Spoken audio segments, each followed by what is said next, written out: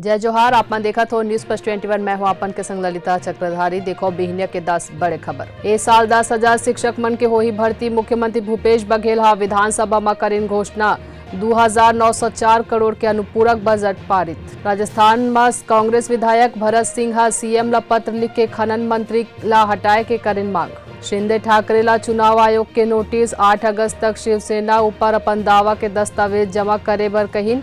एकर बाद होही सुनवाई। गृह मंत्री अमित शाह गुजरात के गांधीनगर में EFIR सिस्टम के आज करी शुरुआत। सीएम हेमंत सोरेन दिल्ली में झारखंड के टूरिज्म पॉलिसी के करी शुभारंभ। देश में बीते 24 घंटे में कोरोना के 21,411 नवा मामला। 67 संक्रमित के हुई मौत। उत्तर प्रदेश के हाथरस में ट्रक हा कावड़िया के एक जत्था ला रौंधी 6 के हुई मौत। दिल्ली के तिहाड़ जेल में बंद यासीन मलिक कल सुबह ले भूख हड़ताल में। जेल अधिकारी हा दीन जानकारी। पाकिस्तान के कराची में सड़क में इमरान समर्थक मन के प्रदर्शन। पंजाब चुनाव में धांधली ला लेके करीन आरोप। भारत के जेवेलियन थ्रोवर अन्नू रानी वर्ल्ड एथलेटिक्स चैंपियनशिप के फाइनल में उतरही। ऐसा ही जानकारी ले लगातार अपडेट रहे बर देखत रहो न्यूज प्लस 21 आप मन के हक के बाद।